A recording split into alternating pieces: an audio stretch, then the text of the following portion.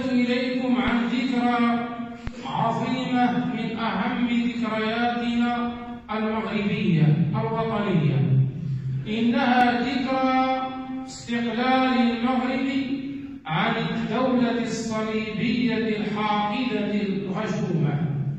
تلكم الدولة الوثنية الخطيرة التي نكلت بأبناء المسلمين في هذا الوطن وفي غيره من بقية بلاد الإسلام. نكلوا بآبائنا وأمهاتنا وأجدادنا وجداتنا بجميع أنواع التنكيل والتعذيب. إنهم فعلوا الأفاعيل التي يندى لها الجبين، وإذا ما سمعها الإنسان وقرأ تاريخه ليجد في الصليب وعباده الحقد الدفين على الإسلام وأهله. فنحن أبناء حضارة إسلامية لا نظير لها بين البشرية، والله الذي لا إله غيره. لما فتحنا الطريق لهذا الدين العظيم ودخلنا الأندلس، ماذا فعلنا بأهلها؟ رفعناهم وأكرمناهم وعاشوا السعادة التي لم يروها بين ملوكهم. وكذلك لما دخلنا إلى الفرس ولما دخلنا إلى بلاد العرب بالعراق وغيرها ودخلنا إلى شرق آسيا، ماذا فعل الفاتحون الإسلاميون؟ هل اعتدوا على امرأة؟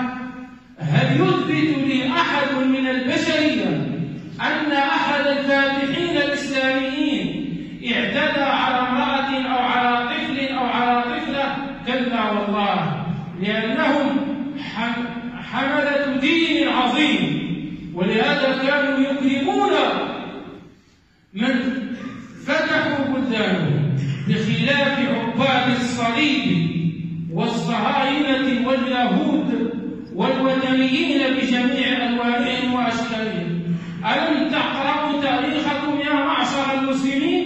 ماذا فعل بنا الصليبيون لما دخلوا للجزائر والمغرب؟ كيف كانوا يفعلون بالنساء المسلمات المؤمنات الضعيفات؟ قتلوا أولادهن وقتلوا أزواجهن ونكلوا بهن بجميع أنواع التنكيل وقتلوهن ظلما وزورا. كانت المرأة المسكينة في أصبعها خاتم فضي أو ذهبي، فيراه العيش الصليبي فيقطع أصبعها وهي تستعطف هذه المسكينة. هل قرأتم هذا التاريخ أم لم تسمعوا به قط؟ تستعطفه لتخلع خاتمها وتدفعه إليه ويستعجلها فيقطع أصبعها ليأخذ الخاتم. وكذلك الأساوير تستعطفه لتخلع أساورها وتدفعها له فيقطع يدها هذا المجرم ويتجدد في قطع الأيدي والأرجل. هكذا هم عباد الصليب. يا معشر المسلمين، أفيقوا من منامكم واقرأوا تاريخكم لتفهموا ما فعله بكم عدوكم وما يفعله الآن من المكايد التي يفعلها هذا العدو، وسيبقى يفعل ذلك ما بقينا نائمين، ما بين ميت ونائم لم يقرأ التاريخ ولم يفهم دينه، حتى أصبحنا على الحال التي نحن عليها. تشرذمنا والله. نحن ندعو المسلمين أجمعين إلى وحدة أمة إسلامية تحت راية لا إله إلا الله محمد رسول الله. ما المانع بين الدول المغاربية؟ ما الذي منعها وشدد شملها من أن تجتمع على كلمة واحدة؟ ما الذي منع المشرق العربي من أن يجتمع على كلمة واحدة؟ ما الذي منع الدول الإسلامية الكبرى كتركيا وباكستان وماليزيا وأندونيسيا وغيرها من بلاد الإسلام من أن تجتمع على كلمة لا إله إلا الله محمد رسول الله. بهذا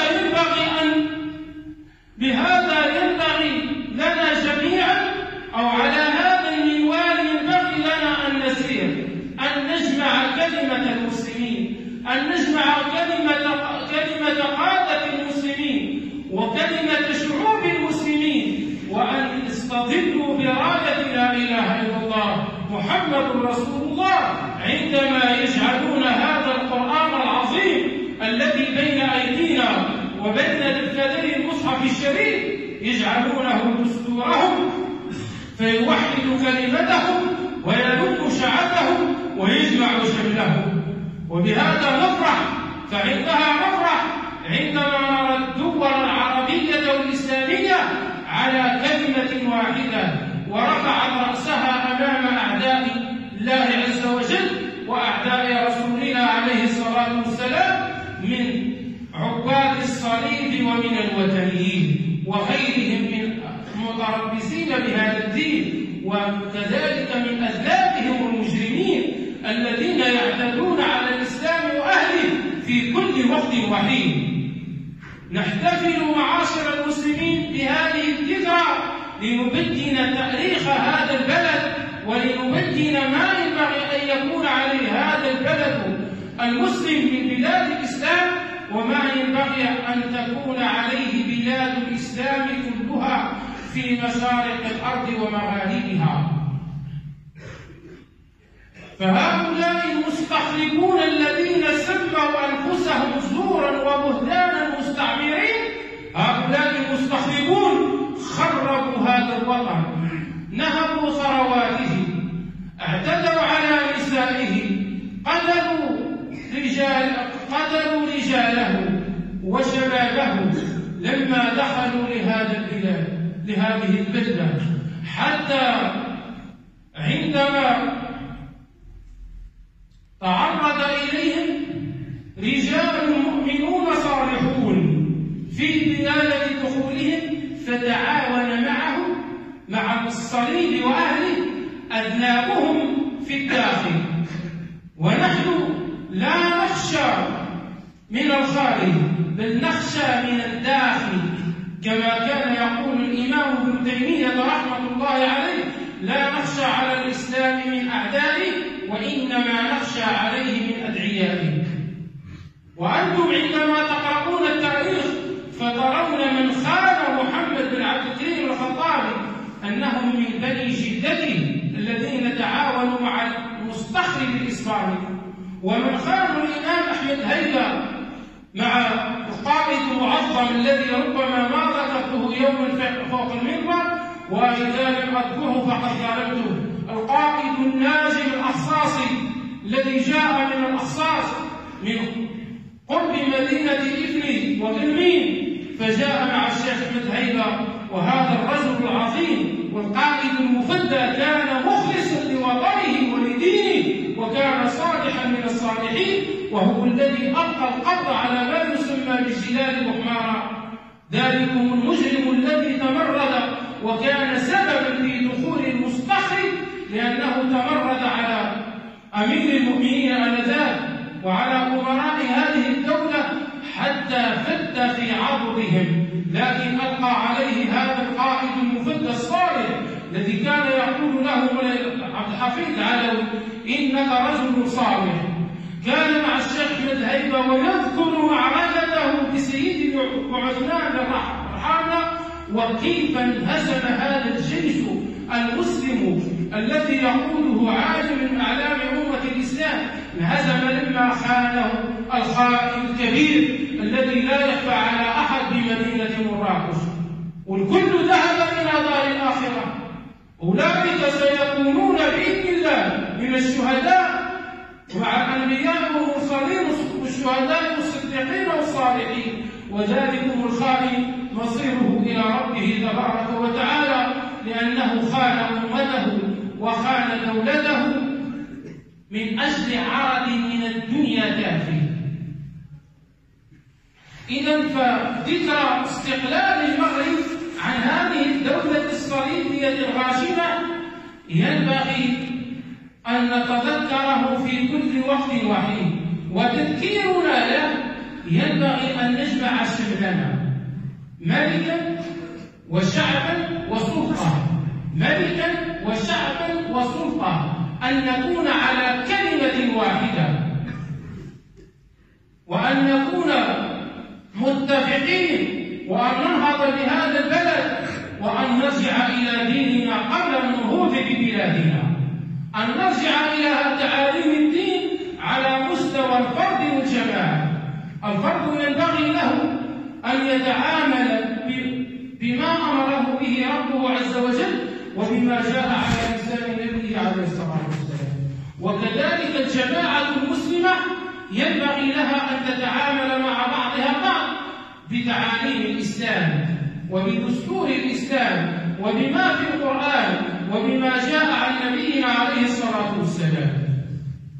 هكذا ينبغي لنا معشر المسلمين أن نكون، وعندها نكون قد أحيينا ذكر الاستقلال وذكر تقديم وثيقة المطالبة بتقديم وثيقة المطالبة بالاستقلال، وكذلك نحيي غيرها من ذكرياتنا الوطنية عندما نرجع إلى تعاليم الدين ونعمل بما يأمرنا به رب العالمين. فنسأل الله عز وجل لنا ولكم ولجميع المسلمين الثبات على الدين والرجوع إليه والهداية والتوفيق، وما ذلك عليه بعزيز، والحمد لله رب العالمين.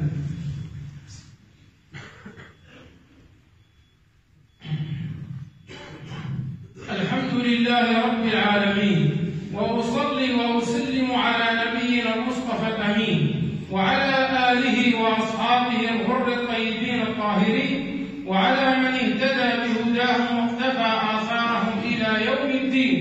معاشر المسلمين، في هذا اليوم من الشهر الإفرنجي 12 استقل المغرب المسلم عن الدولة الصليبية الغاشمة المستقلبة الفرنسية، ولم يأخذ ذلك بسهولة إلا بعدما ضحى آباؤنا وأجدادنا وأمهاتنا وجداتنا بأنفسهم وأرواحهم في سبيل الله عز وجل وفي خروج هذا المستخرج. والمعارك التي وقعت هنا وهناك لا تخفى على أحد، ومن أكبر المعارك التي وقعت في هذه المنطقة معركة وادي زم، لما قتل أولئك الرجال من تلك القبائل المحيطة بوادي زم، قتلوا ذلكم المجرم الحاكم الفرنسي، وكان معه رجل من الرجالات التي غلب على أمره يخفي إيمانه، ولذلك فر وأشار إلى المسلمين المجاهدين بقتل ذلكم الحاكم الصليبي الحقود، فدفنوه بالحجارة جزاهم الله عن الإسلام خيرا. وهكذا في بقية مدن وقرى المغرب الحبيب قاموا فوقفوا في وجه هذا المستخرج، لكن ينبغي اليوم لنا جميعا أن نقوم قومة رجل واحد لنخرج مخالبه من جلودنا. فمخالب هذا المستخرج لا زالت تتربص بنا الدوائر، ونحن نعلم ذلك جميعا، نعلم ذلك عندما يحارب هذا المستخرج ديننا بأذناب له لا يساوون عند الله شيئا. ينبغي لنا جميعا معاشر المسلمين كما ذكرت لكم سابقا ملكا وسلطة وشعبا، ملكا وسلطة وشعبا، أن نقف في وجوه أولئك المستخربين وأذنابهم، لأنهم يريدون أن يفسدوا هذا الدين. ونحن نعلم أن أمير المؤمنين قال في عدة خطابات: لا أحلل ما حرم الله ولا أحرم ما أحل الله. وهؤلاء المجرمون يريدون أن يفعلوا ذلك، وأن يخالفوا أميرهم، وأن يخالفوا قبل ذلك ربهم ونبيهم، بل النبي عليه الصلاة والسلام منهم براء، وربهم تبارك وتعالى عنهم غاضب لأنهم خالفوا أمره، وكل من خالف أمر الله عز وجل فالله عنه غاضب سبحانه وتعالى، ومن غضب الله عنه لعنه في الدنيا ويوم الدين. فنحن نفرح بهذه الذكرى، بذكرى استقلالنا عن تلكم الدولة الخبيثة التي فعلت بنا الأفاعي، ولن ننساها أبدا حتى نلقى الله تبارك وتعالى. ونقول لأولئك المستخربين من الصليبيين وغيرهم اقرأوا تاريخنا، وهم يقرؤونه ويفهمونه. لما فتحنا تلك البلاد ماذا فعلنا بأهلها؟ ما اعتدينا على أحد قط، والتاريخ شاهد على ذلك. ما اعتدينا على أحد، على مسكين، بل ولا على متعبد في صومعة ما دخل عليه الفاتحون فقتلوه كما يفعل أولئك. ماذا فعل أولئك بعلماء الجزائر؟ وماذا فعلوا بعلمائنا هنا؟ وماذا فعلوا بهيئة علماء المسلمين بالجزائر؟ وكم فعلوا بهم الأفاعي؟ فالصليبيون والشيعة واليهود والوثنيون والله الذي لا إله غيره إن تاريخهم لأسود، إن تاريخهم لأسود. عندما تقرأ التاريخ فتتعجب من قلوب أولئك الخنازير. وكذلك الشيعة قبلهم لما استولوا على القيروان وعلى مكناسة هنا بالمغرب، والقيروان بما يسمى اليوم بتونس، ماذا فعلوا بالعلماء الأمطار؟ أتدرون ماذا فعل الشيعة الوثنيون؟ يا من يحب الشيعة والثورة، وهي تتربص من الدوائر في هذا البلد، أخذوا العلماء أحياء فسلخوا جلودهم وحشوا بين الجلد واللحم الملح ليموت العالم بأشد موتة والعياذ بالله. كبار علماء المسلمين بالقيروان فعلوا بهذه الأفعال، والتاريخ شاهد على ذلك. اقرأوا تاريخكم يا معشر المسلمين. إذا فالأمر فظيع من أولئك، وشتان بين من يحمل راية لا إله إلا الله محمد رسول الله وبين من يحمل بين يديه صليبا يعبده من دون الله. شتان. فنسأل الله العلي العظيم بأسمائه الحسنى وصفاته العلى أن يرينا في أولئك يوما أسود كيوم عاد وثمود وما ذلك عليه بعزيز. كما نسأله سبحانه وتعالى أن يحفظ جميع المسلمين، ومن سألنا الدعاء لكرب فنسأل الله أن يفرج كربه، ومن سألنا الدعاء لمرض فنسأل الله أن يزيل مرضه، وأن يشفينا وإياه وجميع مرضى المسلمين. اللهم اجمع كلمة المسلمين أجمعين على الحق المبين إنك على ذلك قدير. اللهم وفق قادة المسلمين أجمعين وشعوبهم لما فيه صلاح الإسلام والمسلمين يا أرحم الراحمين يا رب العالمين. اللهم انصر أمير المؤمنين جلالة الملك محمد السادس نصرا عزيزا تعز به الدين وتعلي به راية الإسلام والمسلمين، واحفظه بما تحفظ به عبادك الصالحين، وأقر عينهم بولي عهده سمو الأمير الجليل مولاي الحسن وسائر أفراد الأسرة المالكة. معاشر المسلمين، لا يفوتني أن أذكركم بأمر هام. ما يسمى بالمونديال بقطر ها هو على الأبواب، وسنجد بيوت الله عز وجل فارغة من الرجال، فارغة من الرجال لأنهم انشغلوا بتوافه الأمور عن أعظم الأمور، وهي الصلاة في جماعة المسلمين في بيوت الله عز وجل. انشغلوا بأمور لا ترد لدين الإسلام بصلة ولا فائدة ترجى من ورائها، بل حرمها كثير من علمائنا اليوم. كما نعلم جميعا ماذا قال العلماء في ذلك اللهو اللعب فالمستخرب يفعل من الأفاعل ونحن نعبد أقدامنا ونتبع هذه الأهواء من دون الله عز وجل.